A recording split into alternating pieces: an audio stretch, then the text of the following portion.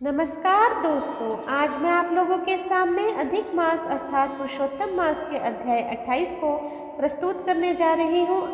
अगर अच्छा लगे तो मुझे कमेंट में ज़रूर बताइएगा। तो चलिए शुरू करते हैं। श्री नारायण बोले, चित्रगुप्त धर्मराज के वचन को सुनकर अपने योद्धाओं से बोले, यह कदर्य बहुत समय तक अत्यंत लोभ से ग्रसित हुआ, बाद में चोरी करना शुरू किया। इसलिए यह प्रथम प्रेत शरीर को प्राप्त कर बाद में वानर शरीर में जाए, तब हम इसको बहुत सी नरक यातना देंगे। हे भट लोग, धर्मराज के ग्रह में यही क्रम श्रेष्ठ है। इस प्रकार चित्रगुप्त से आज्ञा प्राप्त होने पर भयंकर भट लोगों ने चित्रगुप्त की आज्ञा अनुसार शीघ्र वैसा ही किया और उस ब्राह्मण को पीटते हुए प्रथम प्रेत शरीर में करके फल रहित वन में रखा। वह ब्राह्मण प्रेत योनि को प्राप्त कर उस निर्जन गहन वन में क्षुधा तृषा से अत्यंत व्याकुल होकर भ्रमण करने लगा।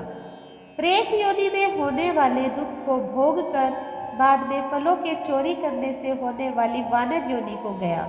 सुंदर शीतल जल और छाया तथा फल पुष्प से युक्त जम्बू खंड के मनोहर सुंदर कालजोर पर्वत पर वहां इंद्र से बनाया हुआ उत्तम कुंड है।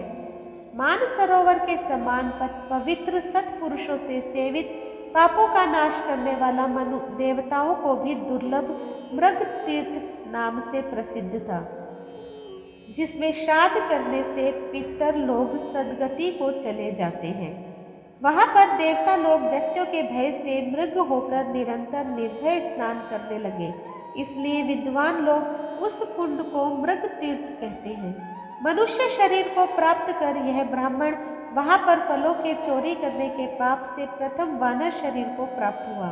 नारद मुनि बोले, त्रैलोक्य को पवित्र करने वाले रमणीय मृग तीर्थ में पाप कोटि से युक्त वह दुष्ट वानर कैसे वास करता हुआ?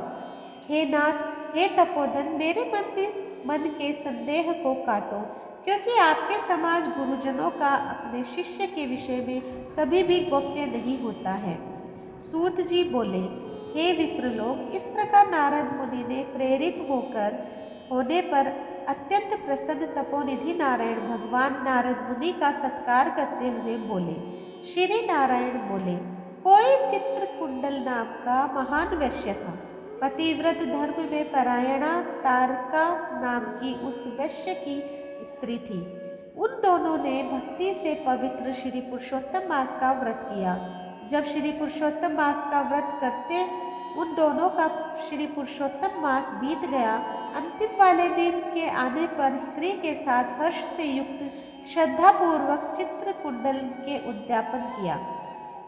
पुरुषोत्तम मास के उद्यापन विधि करने के लिए वेद और वेदांग को जानने वाले गुणी स्त्री सहित ब्राह्मणों को बुलाया। हे नारद, वहां पर धन के लोभ से कदर्य भी आया। उद्यापन विधि के पूर्ण होने पर चित्रकुंडल ने बहुत बड़े दानों से उन सप्तनिक ब्राह्मणों को प्रसन्न किया। उन समस्त ब्राह्मणों के प्रसन्न होने पर भूयसी दक्षिणा को दिया। उस दी हुई भूयसी दक्षिणा से प्रसन्न अन्य सब ब्राह्मण गृह को गए, परंतु अत्यंत लोभी कदर्य उस वैश्य चित्रकुंडल के सामने रोता हुआ खड़ा हो गया और विनय से नम्र होकर गदगद वाणी से बोला, हे चित्रकुंडल, हे वैश्येश, हे भगवती के सूर्य, आपने पुरुषोत्तम मास का व्रत विधि से अच्छी तरह किया। इस तरह पृथ्वी तल में कहीं पर किसी ने नहीं किया। आप कृतार्थ हो, सर्वथा भाग्यवान हो, जो तुमने परम भक्ति से पुरुषोत्तम भगवान का सेवन किया। तुम्हारे पिता धन्य है और तुम्हारी पतिव्रता माता धन्य है, जिन दोनों ने तुम्हारे समान हरिवल्लभ पुत्र को पैदा किया। यह पुरुषोत्तम मास धन्य से भी धन्य है, जिसके सेवन से मनुष्य इस लोक के और परलोक के फल को प्राप्त करता है। हे विशापते, तुम्हारी इस पूजा को देख मैं चकित हो गया। अहो, तुमने बहुत बड़ा काम किया, इसमें संदेह नहीं है। हर्ष से दूसरे ब्राह्मणों को भी बहुत सा धन दिया। हे भूरित, भाग्यहीन, मेरे लिए क्यों नहीं देते हो? इस प्रकार कदर्य के कहने पर चित्रकुंडल वैश्य ने कदर्य को धन दिया। कदर्य ने धन को लेकर प्रसन्नता से उसको जमीन में गाड़ दिया। वहां पर कदर्य ने श्री पुरुषोत्तम की बड़ी पूजा देखी और धन के लोभ से पुरुषोत्तम मास की प्रशंसा की। पूजा के सदर्श महात्म्य से और पुरुषोत्तम भगवान की स्तुति से तथा धन का लोभ होने पर भी मृग तीर्थ को आया। सूत जी बोले, दर्शन से, स्तुति से, धन के लोभ करने से भी दुष्ट वानर को उत्तम तीर्थ का सेवन हुआ। हे द्विज लोग, श्रद्धा से आदर पूर्वक पुरुषोत्तम देव के दर्शन और स्तुति में तत्पर सपत्नीक के पुण्य का क्या कहना है। नारद मुनि बोले, हे ब्राह्मण, सुंदर वृक्षों से शोभित सुंदर शीतल जल वाले मनोहर घनी छाया वाले वन में उसके रहने का कारण क्या है, सो आप कहिए। श्री नारायण बोले, हे नारद, हे अनग, तुम सुनो। सुनने की इच्छा करने वाले तुमको मैं कहूँगा। इसमें कुछ कारण है जिसके श्रवण से पापों का नाश हो जाता है। जब समस्त अर्थ और फलों के दाता दशरथ के पुत्र रामचंद्र जी ने समुद्र में सेतु बांधकर दुष्ट रावण का नाश किया, उन रामचंद्र जी ने विभीषण को छोड़कर बाकी समस्त राक्षसों का वध किया, किसी को नहीं छोड़ा। अग्नि में परीक्षा कर सीता को ग्रहण किया। ब्रह्मा, शंकर, इंद्र आदि देवता रावण के वध से प्रसन्न होकर बोले कि हे राम, तुम वर को मांगो।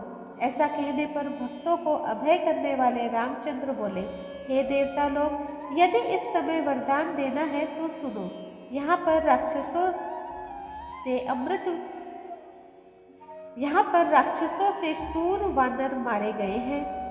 उनको हमारी आज्ञा से अमृत वृष्टि कर शीघ्र जिला दो। तथास्तु यह कहकर ब्रह्मा, शंकर, इंद्र आदि देवताओं ने अमृत की वृष्टि करके वानरों को जिला दिया। तदंतर वे जयशाली समस्त वानर जीवित हो गए और चीरकाल तक शयन कर उठे हुए के समान देखने में आए। रामचंद्र चारों तरफ बैठे हुए समस्त वानरों के साथ पुष्पक विमान पर सवार होकर प्रसन्न मुख कमल वाले सपत्नीक रामचंद्र बोले। श्री रामचंद्र जी बोले, हे सुग्रीव, हे हनुमान, हे तारात्मज, हे जाम्बवान, वानरों के साथ आप लोगों ने मित्र का समस्त कार्य किया।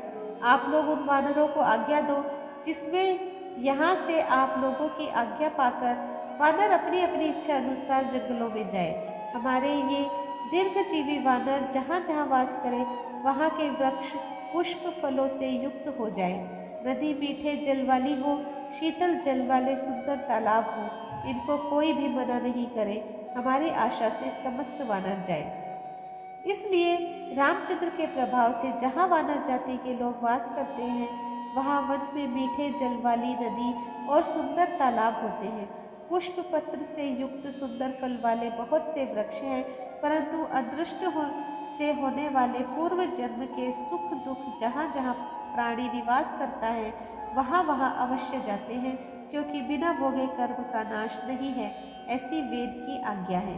श्री नारायण बोले, फिर वहाँ पर यह लालची वानर पर्वत के समान बढ़ता हुआ भूख प्यास से युक्त पीड़ित वन में विचरण करने लगा। उसके मुख में पित्त के प्रकोप से पीड़ा उत्पन्न हुई, जो उसका जन्म का रोग था, जिस पीड़ा से मुख के घावों से दिन रात रुधिर बहा करता था। अत्यंत पीड़ा के कारण कुछ भी भोजन नहीं कर सकता था और वह वानर चंचलता वश वृक्षों में से उत्तम फलों को तोड़कर मुख के पास ले जाकर बहुत से फलों को जमीन में गिरा दिया करता था। वह वानर पीड़ा के कारण कहीं भी एक स्थान पर बैठने में असमर्थ था। एक वृक्ष से दूसरे वृक्ष पर जाता हुआ मृत्यु को सुख देने वाला मानने लगा। किसी समय पृथ्वी पर गिर पड़ा और अत्यंत दुखित हो विलाप करने लगा। शरीर के टूट जाने से जलहीन मछली के समान तड़फड़ाता हुआ रोदन करने लगा।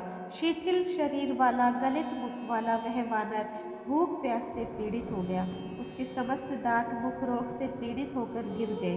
पूर्व जन्म के कृत पाप से इस तरह दुख को प्राप्त हुआ।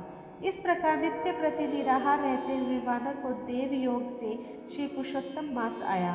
उस पुरुषोत्तम मास में भी उसी प्रकार शीत वात आदि से पीड़ित रहा। किसी समय बहुल पक्ष के गहन वन में विचरण करता हुआ प्यासा वानर कुंड के पास पहुंचने पर भी जलपान करने को समर्थ नहीं हुआ। भूख से युक्त भी चपलता से वहां ऊंचे वृक्ष के ऊपर चढ़ गया। एक वृक्ष से दूसरे वृक्ष पर जाते हुए उसके बीच में एक कुंड आ पड़ा। बहुत दिनों से निराहार, शिथिल इंद्रिय और जर्जर शरीर वाला निर्बल, शिथिल प्राण वाला कुंड के तट भाग में आया। इस प्रकार दशमी तिथि से 4 दिन तक वानर को श्री पुरुषोत्तम मास में उस कुंड में लोटपोट करते बीत गए। 5वें दिन के आने पर मध्याह्न काल में उस तीर्थ में जल से भीगा शरीर वाला वानर प्राण से रहित होकर गिर गया और वह उस देह को त्याग कर पापों से रहित होकर तत्काल दिव्य आभूषणों से भूषित दिव्य देह को प्राप्त किया, जो कि नीलकमल के दल के समान श्याम वर्ण, करोड़ों कामदेव के समान सुंदर चमकते हुए रत्नों से जटित किरीटधारी, सुंदर शोभमान मत्स्य कुंडल वाला शोभमान पवित्र पित वस्त्रधारी, कमर में रत्नों से जटित मेखला वाला शोभमान बाजूबंद कंकण अंगूठी हार से शोभित, नीलवर्ण के टेढ़े चिकने बालों से आवृत सुंदर मुख था। उसी समय शीघ्र वहां वैष्णवों से युक्त विमान आया, जिसमें भेरी, मृदंग, पटह, वेणु, वीणा का महान शब्द हो रहा है और देवांगनाओं का नाच हो रहा है। गंधर्व किन्नर के सुंदर गान हो रहे हैं। ऐसे उस विमान को महाभाग दिव्य देहधारी वानर देखकर अत्यंत विस्मय हो प्राप्त हो कहने लगा कि पातकी, मेरे को यह सुख कैसे हुआ? यह विमान सुख बड़े पुण्यात्मा को ही होना उचित है। इसके बाद कोई देवांगना उसके ऊपर चंद्रमा के समान श्वेत छत्र को धारण करती हुई, कोई 2 अप्सराएं हर्ष से उसको दोनों तरफ चामर को डुला रही है, कोई पान हाथ में लिए खड़ी है और उसके सामने अप्सराएं नाच रही है, कोई गंगा जल से भरी हुई झारी को लिए खड़ी है, कोई उसके सामने खड़ी गाने बजाने में तत्पर है। इस प्रकार उस वैभव को देखकर चित्र में बने हुए में समान निश्चल हो गए। यह क्या है? मुझ दुष्ट पातकी को किस पुण्य से यह सब प्राप्त हुआ? मेरा कुछ भी पुण्य नहीं है जिसमें मैं हरि भगवान के परम पद को जाऊं। श्री नारायण बोले। इस प्रकार तर्क करते हुए कदर्य ने सुख का बहुत बड़ा खजाना दिव्य विमान को सामने देखकर आश्चर्य किया। बाद हरिभटों ने उस कदर्य का हार्दिक अभिप्राय जानकर उसके सामने विनय पूर्वक हाथ जोड़कर उसके चरणों में नमस्कार कर वानर शरीर को त्यागे हुए उस कदर्य को सुंदर वचन कहा। इति श्री बृहनारदीय पुराणे श्री पुरुषोत्तम मास महात्म्य अष्टाविंशो अध्याय इति शरणम। तो दोस्तों, आज मैंने आप लोगों के सामने अधिक मास अर्थात पुरुषोत्तम मास का अध्याय 28 प्रस्तुत किया। आप लोगों को कैसा लगा मुझे कमेंट बॉक्स में ज़रूर बताइएगा।